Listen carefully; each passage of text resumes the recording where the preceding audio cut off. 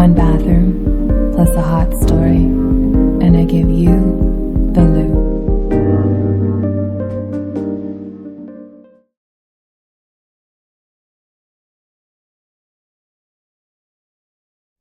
The last few weeks inside the LOO have been real, yet not so real, if you know what I mean.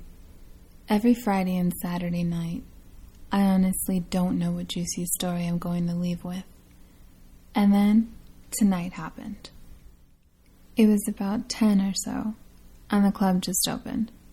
I wasn't expecting anyone to come through the door, except for maybe another employee, since no one shows up to the club till 11 or so. However, a very disturbed-looking girl came through the door. She didn't appear to be drunk or high.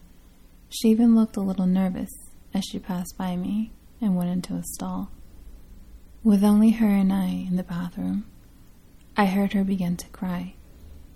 A minute later, another girl entered, calling out for Kim. Kim left the stall and made her way towards her friend, over by the sinks, just a few steps from where I was, patiently sitting and waiting to begin the night. I had a feeling this was about to turn into something, and I was right. Kim began to explain that she was 1 week late and had not been feeling so good. Her friend asked her if she had taken a pregnancy test, but she hadn't. At this moment, I continued staring down at my phone, pretending to not have been paying attention to their conversation, until I was asked by Kim's friend if I had a pregnancy test for purchase. I can't imagine the expression I had on my face. I didn't know if she was for real or trying to make a joke out of her friend's situation from the tone of her voice. Obviously, many nightclub, lounge, and restaurant bathrooms have an attendant who supplies basic necessities like mints and lotion, to name a few. But a pregnancy test? You've got to be kidding. I did let her know there was a 24-hour pharmacy right around the corner, and the girls quickly left. Or so I thought. Within 10 minutes, the girls returned, with a pregnancy test in hand. Not that I'm judging, but I strongly think there are just some things you just don't do in a public restroom. Imagine finding out you're pregnant inside a nightclub bathroom stall. That's one unforgettable club night. Well, now that the girls were back in the LOO, they locked themselves into a stall. I could hear the box open, plastic unwrap, and laughter. Kim and her friend spoke so loudly, I guess they figured I was somewhat a part of their Saturday night journey of theirs. After hearing Kim's friend instructing her to pee on the stick, then wait 3 minutes, there was silence. Even I stood still, as I wanted to know the results. From where I was, I could see Kim sitting on the toilet, and her friend standing to the side.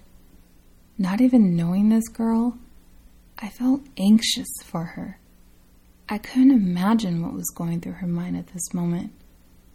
It was a very long and very silent 3 minutes. I think all of us drained out the music, but the silence broke as there was a knock at the entrance door, which was strange. Who would knock other than a male plumber needing to get inside? But I didn't place a service call. Whatever. I opened the door, and there stood a guy who started calling for Kim, then asking if I let him inside. I assumed he was the boyfriend.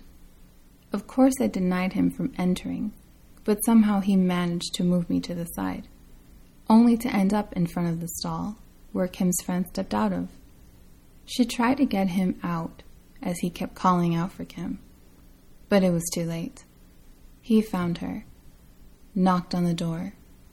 She opened it, and he was greeted with her holding the little white stick and her congratulating him. "We're pregnant," were the words she greeted him with. as he walked away, and she broke down in tears. Her friend comforted her. Before the girls left, they stopped to thank me. Even though it was fitting for me to say congratulations, it was also not the appropriate timing. Good luck, Kim.